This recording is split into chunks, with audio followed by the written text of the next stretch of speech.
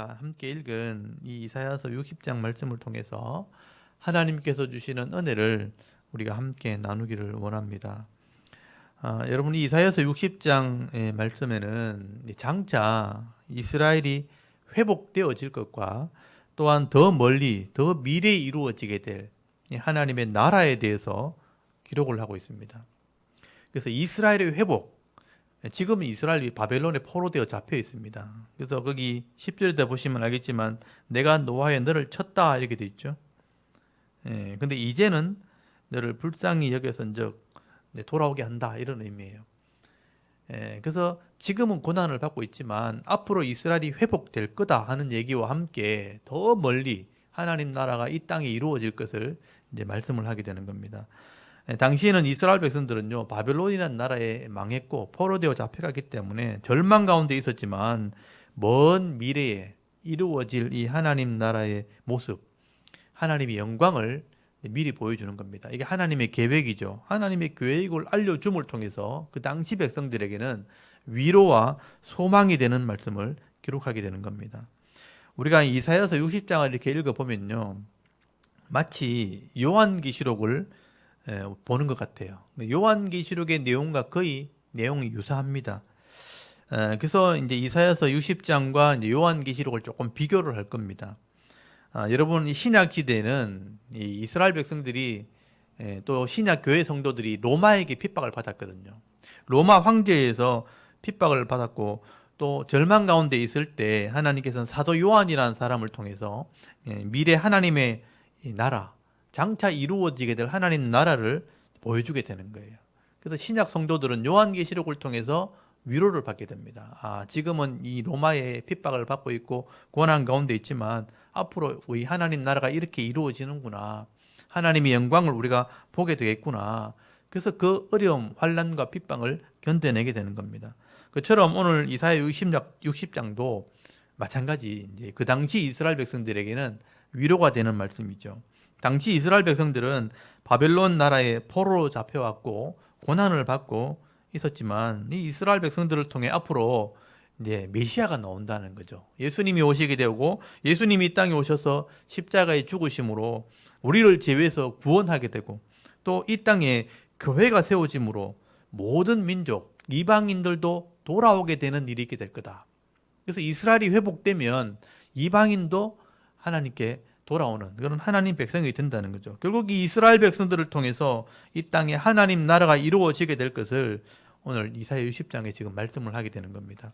그런 의미에서 오늘 이사야 60장은 장래의 소망에 대한 그런 말씀이라고 할 수 있습니다. 그래서 여러분 1절을 한번 보십시오. 이사야서 오늘 60장 1절에 보시면 일어나라 그렇게 말하죠. 그리고 빛을 발하라. 이는 네 빛이 이르렀고 여호와의 영광이 네 위에 임하였느니라. 지금 일어나라 그리고 빛을 발하라 이렇게 명령하는 것은 그 당시에 이스라엘 백성들에게 주시는 명령이에요. 여러분, 이스라엘 백성들은 하나님과 언약한 백성이지만 범죄함으로 지금 잠시 넘어진 겁니다. 그러니까 바벨론에 포로 잡혀온 것을 넘어졌다고 표현하는 거죠. 그래서 바벨론에 포로 잡혀와서 절망 가운데 지금 넘어져 있지만 이제는 일어날 때가 되었다. 그래서 일어나라 그리고 빛을 발하라 이렇게 명령을 하는 겁니다. 이 빛이 뭐냐 하면 이방 사람들이 보게 하는 빛이에요. 그래서 이것을 하나님이 비추는 복음의 빛이라 그렇게 말씀을 합니다. 그래서 2절 말씀에 보시면요, 거기 중요한 단어가 나오는데 만민이라는 단어가 나와요. 모든 백성이 보게 된다는 거예요. 2절에 보시면 만민에게 이 빛이 임하게 될 것이고 모든 나라와 민족이 이제 돌아오게 될 거다. 여러분 2절 보십시오. 보라, 어둠이 땅을 덮을 것이며 캄캄함이 만민을 가리려니와 오직 여호와께서 네 위에 임하실 것이며 그의 영광이 네 위에 나타나리니 나라들은 네 빛으로 왕들은 비치는 네 광명으로 나오리라 그렇게 말하죠. 모든 것이 이제 어둠에 덮이게 될 때가 오면 이 어둠을 죄라고 생각하면 죄 아래 들어가게 되었을 때 빛이 이스라엘 백성들에게 비치게 된다는 거예요. 근데 이스라엘 백성들이 비치면 모든 나라와 모든 왕들이 네 빛을 보고 나오게 된다는 거예요. 이스라엘을 통해서 이방인이 구원받게 되는 것을 이렇게 비유로 설명하는 것입니다. 그래서 세상에 있는 나라들, 세상의 왕들도 네 빛을 통해서 나오게 될 거다. 하나님께 나온다는 겁니다. 그래서 신약에 보면요, 복음이 예루살렘에 임하게 되어질 때 예루살렘에서부터 복음이 시작되는 거죠. 십자가에 예수님이 죽으신 게 예루살렘이죠. 그래서 예루살렘에서 복음이 임하게 되어지면 이게 온 땅에 퍼지게 될 것이다. 그래서 성령이 오셔서 이 소식을 알리게 되어지면 이제는 온 땅이 다 구원을 받게 된다는 거죠. 그래서 사도행전 1장 8절에 보면요. 오직 성령이 너희에게 임하시면 너희가 권능을 받고 예루살렘과 온 유대와 사마리아와 땅끝까지 이르러 내 증인이 되리라. 그렇게 말씀한 거예요. 그래서 이 예언의 말씀이 이루어진 거죠. 예루살렘에서 복음이 시작돼서 유대, 이스라엘을 복음화하고 그다음에 사마리아, 이방인 지역과 그리고 땅끝까지 복음이 전거되었기 때문에 오늘 저와 여러분도 이 복음을 받아들이게 된 거예요. 선교사들이 이 땅에 와서 복음을 전했고 우리 선조들이 우리 할아버지들이 예수를 믿어서 교회를 세워서 우리가 지금 예수 믿게 된 겁니다. 그래서 3대, 4대 지금 예수 믿는 사람이 이 땅에 있게 된 거죠.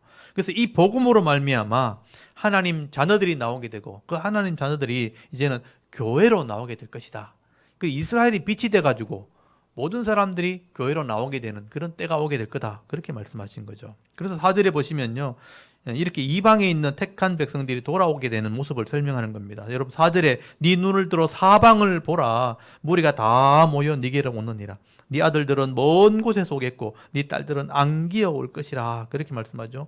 택한 백성들이 나온다는 거예요. 그래서 기쁨으로 나오면서 은과 금을 가지고 재물을 가지고 나오는 겁니다. 여러분 5절 한번 보십시오. 그때에 이렇게 돌아올 때 네가 보고 기쁜 빛을 내며 네 마음이 놀라고 또 화창하리니 이는 바다의 부가 네게로 돌아오며 이방 나라들의 재물이 네게로 옴이라. 허다한 낙타, 그다음 미디안과 에바의 어린 낙타가 네 가운데 가득할 것이며 스바의 사람들, 이게 미디안이나 그리고 스바나 이방 땅을 말하죠. 스바 사람들은 다 금과 유황을 가지고 와서 여호와의 찬송을 전파할 것이며 게달의 양무리는 다 네게로 모일 것이요 느바요스의 순양은 네게 공급되고 네 제단에 올라 기꺼이 받음이 되리니 내가 내 영광의 집을 영화롭게 하리라. 그래서 이방에 있는 사람들이 금과 은을 가지고 또 짐승을 가지고 재물을 가지고 나와서 하나님께 드린다는 거예요. 예배하러 온다는 것입니다. 그래서 하나님의 집이 영화롭게 된다. 하나님의 집이 바로 예루살렘을 말하죠. 그래서 이방 사람들이 예물을 가지고 나오는데 여러분 9절을 한번 보실까요? 9절에 보시면요. 그 섬은 이방 나라를 말해요. 섬들이 나를 앙망한다. 바라본다는 거죠. 다시스의 배들이 먼저 이르되 먼 곳에서 네 자손과 그들의 은금을 아울러 싣고 와서 네 하나님 여호와의 이름에 드리려 하며 이스라엘의 거룩한 네에게 드리려 하는 자들이라. 이는 왜냐하면 내가 너를 영화롭게 했으며 내가 이스라엘을 영화롭게 했기 때문에 이방인이 돌아온다는 겁니다. 그래서 섬들이 돌아온다. 이 섬들은 제가 계속 말씀을 드렸어요. 이스라엘 입장에서 볼 때 섬들은 이방 나라를 의미하는 겁니다. 이방에 있는 나라들이 돌아오게 된다는 거죠. 그래서 먼 곳에 있는 나라들은 은금을 싣고 하나님께 예물을 가지고 예배하러 온다는 겁니다. 그래서 하나님께서 영화롭게 했기 때문에 이스라엘을 영화롭게 했기 때문에 그들이 하나님께로 나온다는 겁니다. 그리고 이방인들이 함께 와서 성벽을 쌓게 될 것이라 그렇게 말씀합니다. 여러분 이 성벽을 쌓는 것은 이 구약에서는 백성들을 상징하는 거죠. 성벽 안에 성전이 있거든요. 성전은 하나님을 상징하고 그 위에 둘러싼 성벽은 백성들을 상징하는 겁니다. 그래서 교회 공동체를 상징한다고 보시면 돼요. 그래서 성벽을 쌓게 된다는 말씀을 하게 되는데 10절을 보시면요. 내가 노하여 너를 쳤으나 이제는 나의 은혜로 너를 불쌍히 여겼은즉 이방인들이 여기 이방인들이라고 되어 있잖아요. 이방인들이 너의 성벽을 쌓을 것이며 이 예루살렘 성벽을 쌓는다는 것은 결국 백성의 공동체로 세워진다는 의미예요. 너희의 성벽을 쌓을 것이요 그들의 왕들이 그 이방의 왕들이 너를 섬길 것이며 네 성문이 항상 열려 주야로 닫히지 아니하리니 이는 사람들이 네게로 이방 나라들의 재물을 가져오며 그들의 왕들을 포로로 이끌어 옴이라 라고 말씀을 하게 됩니다. 여러분 이 성을 쌓는 모습과 또 성문이 열려서 그리로 들어오는 모습은 요한계시록에 인용이 된 말씀이에요. 여러분 하나님은 성전이 되시고 또 백성들은 성벽이 되어서 교회 공동체를 이루게 될 것을 말씀을 하게 되는 것입니다. 그래서 이 성이라는 것은 택한 백성들, 하나님 백성들을 상징하는 것입니다. 그래서 성 안에 들어오면 보호를 받게 되어지고 영광을 누리게 되고 하나님의 은혜를 누리게 된다는 뜻이에요. 그래서 이 마지막에 천국을 설명할 때, 하나님의 나라를 설명할 때 예루살렘, 새 예루살렘 성이라. 그래서 이스라엘 땅에 있는 그것은 옛날 예루살렘 성이잖아요. 근데 앞으로 이루어지길 하나님 나라에는 새 예루살렘이 세워지게 될 것이다. 그 안에 들어오는 사람들은 하나님 백성이 된다고 설명을 하게 되는 거예요. 그래서 요한계시록에 보면 이 새 예루살렘 성의 크기를 설명할 때 10이라는 숫자를 가지고 설명을 해요. 이 10이라는 숫자가 교회를 상징하는 숫자입니다. 이스라엘은 12지파, 신약에는 12제자. 그래서 10이라는 숫자는 성도를 상징하는 거예요. 그래서 예루살렘 성이 어떻게 생겼는가? 12기초석이 있고요. 성벽에 12문이 있다는 거예요.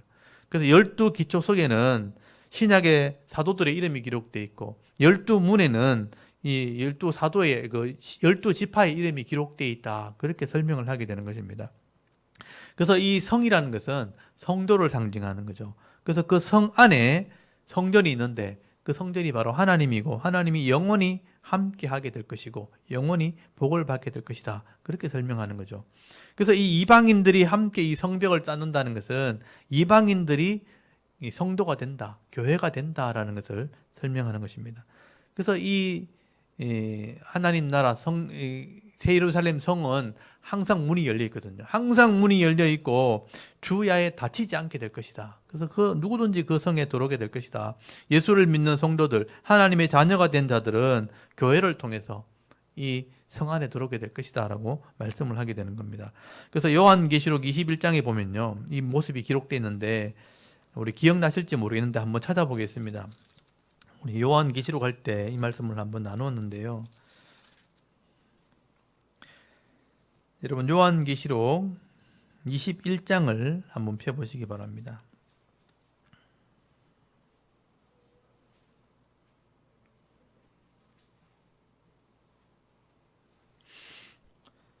요한계시록 21장 9절 한번 보세요. 9절에 보시면 이 하늘나라에 있는 교회의 모습을 이렇게 설명을 하는 거예요. 21장 9절에 7 대접을 가지고 마지막 7 재앙을 담은 7 천사 중 하나가 나와 내게 말하여 이르되 이리 오라 내가 신부 곧 어린 양의 아내를 네게 보이리라. 여기 신부라고 표현하는 것은 교회를 말하는 거예요. 여자로 표현됐거든요. 거룩한 신부. 근데 어린 양의 아내라고 돼 있잖아요. 이 교회를 말하는 거죠. 그래서 거기 10절에 보면 성령으로 나를 데리고 크고 높은 산으로 올라가 하나님께로부터 하늘에서 내려오는 거룩한 성 예루살렘을 보이니 그랬잖아요. 거룩한 성 예루살렘 성을 보여준 거예요. 근데 11절에 하나님의 영광이 있어 그 성에 빛이 지극히 귀한 보석 같고 벽옥과 수준같이 맑더라. 크고 높은 성곽이 있고 12문이 있는데 12 천사가 있고 그 문들 위에 이름이 써 있었으니 이스라엘 자손의 12지파 이름이라. 12개의 문이 있는데 12지파의 이름이 기록됐다 그랬죠. 12지파는 구약을 상징하는 거예요. 근데 거기 14절에 그 성의 성곽에는 12기초석이 밑에 기초로 된 석이 돌이 12개 있는데 기초석이 있고 그 위에 어린 양의 12사도의 이름이 있다고 되어 있죠. 여기 12제자의 이름이 기록되어 있는 거예요. 이건 신약을 상징하는 거예요. 그래서 이 예루살렘 성은 구약의 성도와 신약의 성도를 상징하는 겁니다. 그게 어린 양의 신부라는 거예요. 그게 성도를 말하는 것입니다. 근데 이 성이 나중에 보시면요. 24절 한가 보실까요? 성의 문이 열려 있어요. 성의 문이 열려 있는데 누구든지 다 들어오게 돼 있죠. 24절부터 27절까지 그 가운데 들어오는 영광을 가지고 들어오는 사람들이 있죠. 거기 24절부터 27절까지를 한번 읽어볼까요? 시작. 만국이 그 빛 가운데로 다니고 땅의 왕들이 자기 영광을 가지고 그리로 들어가리라. 낮의 성문들을 도무지 닫지 아니하리니 거기에는 밤이 없음이라.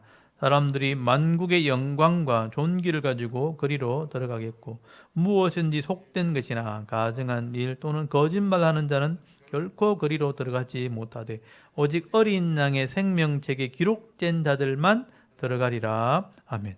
여기 보면 성 안에 들어가는 사람들이 문이 항상 열려 있고 빛도 필요 없어요. 낮도 없고 달도 필요 없는 그런 곳에 성문이 열려 있고 그리로 들어가는 사람들이 자기 영광을 가지고 그 땅에 영광을 가지고 들어간다고 돼 있죠. 그래서 이 27절 끝에 보면 어린 양의 생명책에 기록된 자들, 이게 성도를 말하는 거예요. 그러니까 성도들이 이 땅에서 왕같이 복음을 전하고 내 가정에서 섬기고 살았던 모습 있죠. 그게 영광인 거죠. 자기 영광을 가지고 그 성 안으로 들어간다라고 설명을 하게 되는 거예요. 그래서 지금 이 이사야서 60장에 나오는 이방인들이 성을 짓게 될 것이다. 그래서 이 성이 바로 하나님 나라를 상징하는 것이죠. 그래서 오늘 이사야서 60장 11절에도 보십시오. 11절에 보시면 이사야 60장에 돌아와서 11절에 보면 네 성문이 항상 열려 주야로 닫히지 아니하리니 이는 사람들이 네게로 이방 나라들의 재물을 가져오며 그들의 왕들을 포로로 이끌어옵니다. 그렇게 설명이 되어 있죠. 아까도 하나님의 영광을 가지고 왕들이 그곳으로 들어간다고 되어 있잖아요. 그러니까 이방 사람들이 함께 이 성을 건축하고 그 성에 함께 들어간다는 것은 바로 하나님 나라를 상징하는 거예요. 이스라엘 사람들을 통해서 이방인들이 구원받게 되어지면 이 성에 함께 들어간다는 것입니다. 그래서 요한계시록의 말대로 하면 어린 양의 생명책에 기록된 자들, 모든 성도들이 이 성 안에 들어가게 될 것이다. 그래서 구약에서는 모든 이방인들이 들어온다고 예언이 되어 있고, 또 시작에 있는 요한계시록에서는 하나님을 믿는 자, 어린 양의 생명책에 기록된 자들은 다 들어간다, 이렇게 설명이 된 거예요. 그러니까 이스라엘을 통해서 이방인이 구원받고 이방인들이 함께 그 성에 들어가는 그 모습을 설명하고 있는 것이죠. 이렇게 구약에 예언된 이런 하나님의 나라 예언을 우리가 알게 되면 예수를 알게 되는 거죠. 예수님이 이 구원을 이루셨기 때문에. 그래서 이 예수 믿는 사람들은 함께 이 성에 들어가는 거죠. 근데 이걸 믿지 못하는 사람들은 예수를 안 믿게 되는 거죠. 그러면 하나님 백성이 안 되는 거죠. 그런 사람은 어떻게 되는가? 이 성에 못 들어가니까 성 밖에서 심판을 받게 되는 거예요. 그래서 오늘 12절 한번 보십시오. 60장 12절에 보면 나를 섬기지 아니하는 백성이니까 믿지 않는 자들이죠. 나를 섬기지 않은 백성과 나라는 파멸하리니 그 백성들은 반드시 진멸되리라. 이 성에 못 들어오는 거예요.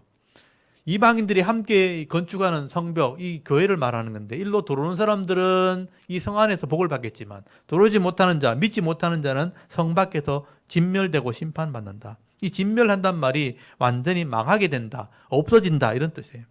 그래서 요한계시록에는요, 무엇이나 속된 것이나 가증한 일이나 거짓말하는 자는 결코 그리로 들어오지 못하리라, 이렇게 돼 있거든요. 예수를 믿고 이 죄를 회개한 사람들은 성도기 때문에 들어오겠지만 죄를 회개하지 않은 사람들은 그 죄 때문에 결국은 심판을 받게 되는 거죠. 이렇게 신약 시대에는요, 예수님을 통해 또 성령을 통해 깨닫게 되어서 하나님께 회개하고 죄 문제를 해결한 사람이기 때문에 하나님 백성으로 거룩하게 되어서 들어오겠지만 이 죄를 회개하지 않으면요, 결국 죄 때문에 심판을 받게 되는 거예요. 그래서 믿지 않고 끝까지 고집을 부리고 회개하지 않는 자들, 돌아오지 않는 자들은 결국 하나님 법대로 심판을 받을 수밖에 없는 것입니다.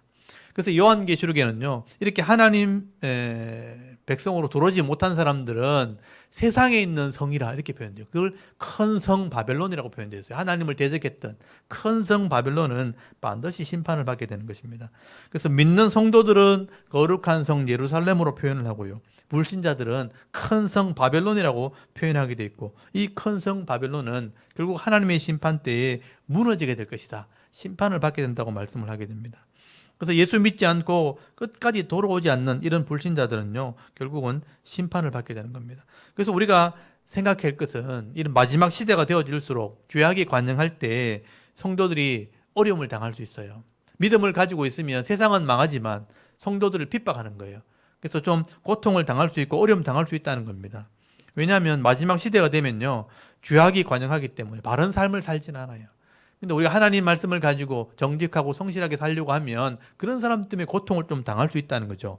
근데 끝까지 견디는 사람, 이런 믿음을 지키는 사람들은 하나님의 성에 결국 들어가게 될 것이다. 그래서 그 안에서 영광을 누리게 될 것이고 은혜를 누리게 되는데, 불신자들은 결국은 이 죄 때문에 성 밖에서 심판을 받게 되는 것입니다.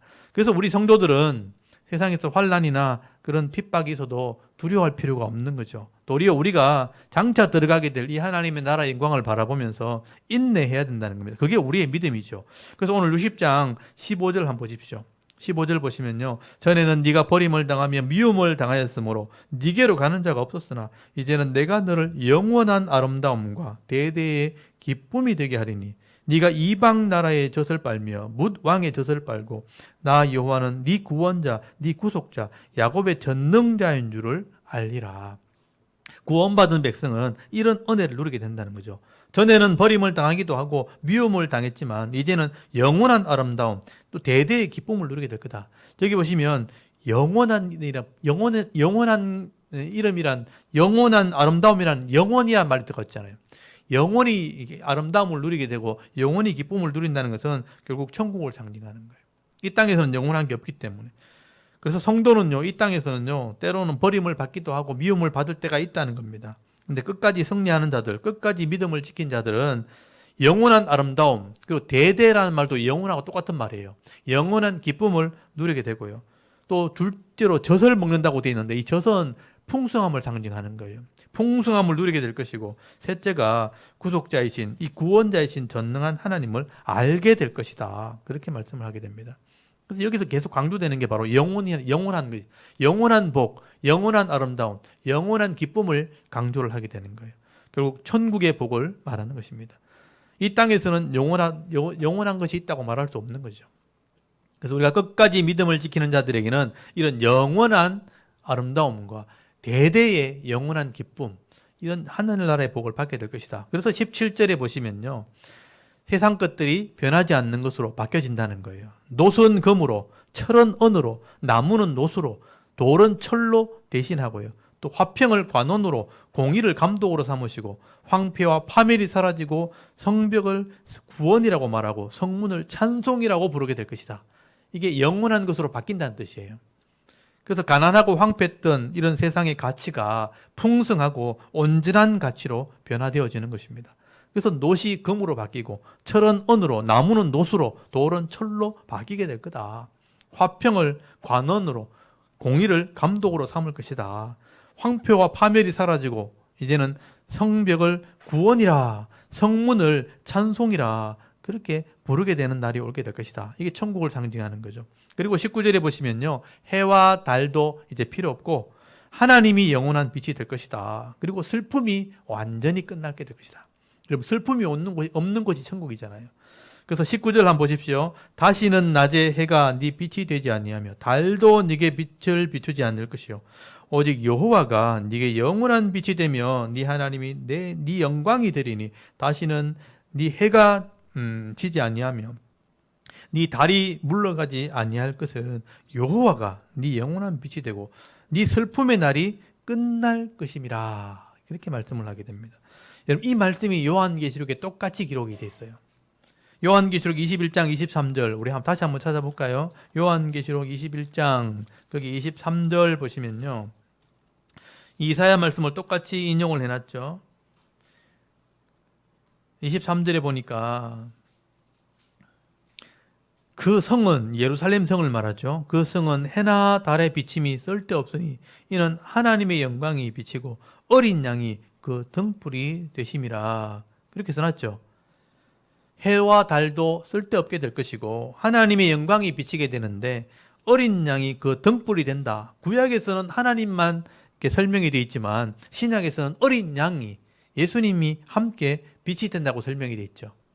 구약 시대는 하나님만이 역사하셨기 때문에, 근데 신약에는 예수님이 우리의 구원을 이루셨기 때문에 어린 양이 우리의 등불이 될 것이다.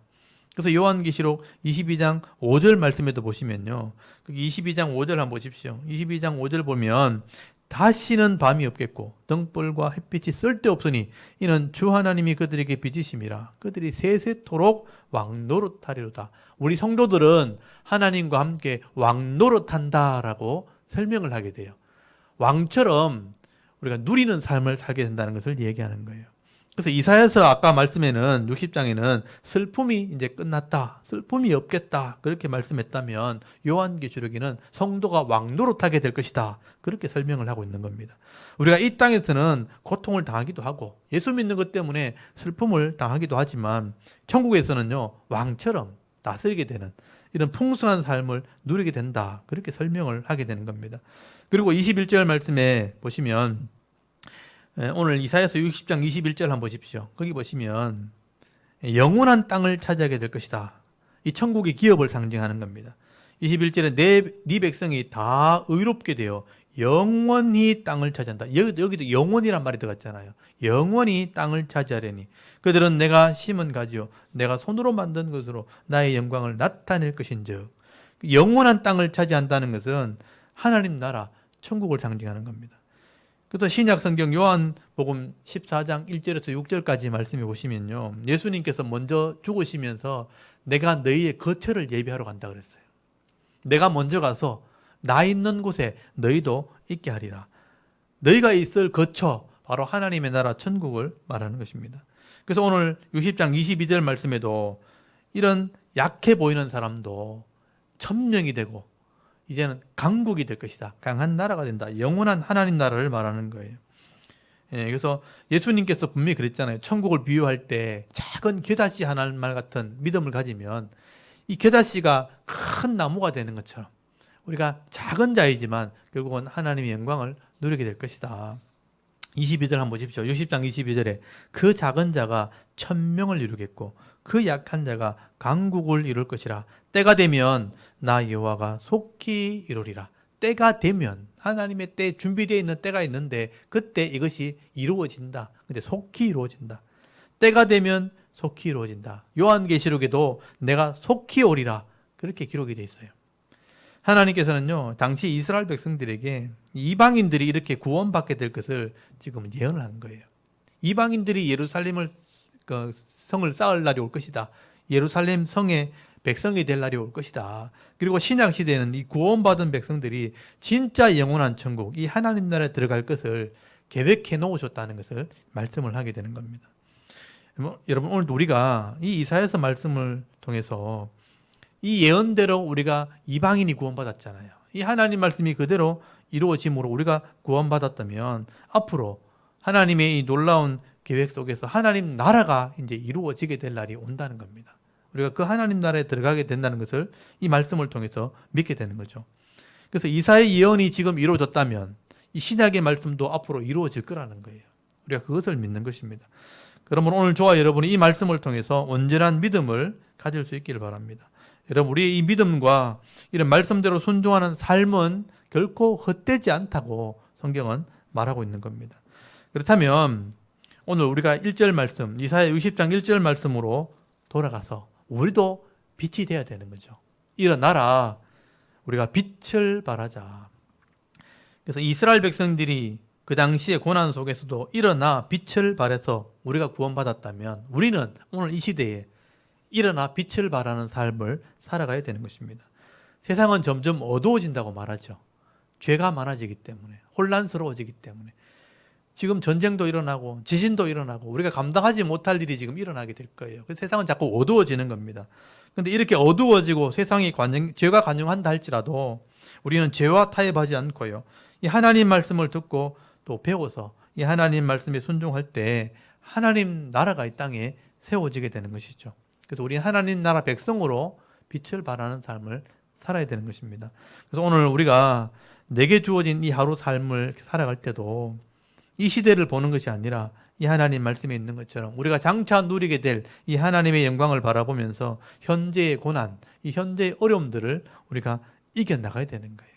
그래서 오늘 우리가 이 하나님 나라 영광을 바라보시면서 이사야 말씀, 요한계시록의 말씀을 같이 보시면서 하나님 나라 영광을 위해서 귀하게 쓰임 받으면서 오늘도 승리의 삶을 살아갈 수 있는 저와 여러분의 이런 영적인 삶의 모습이 되실 수 있기를 주의 이름으로 축원합니다. 아멘. 우리 잠깐 기도드리겠습니다. 하나님, 오늘도 이 수요 예배 시간에 나와서 이사야 60장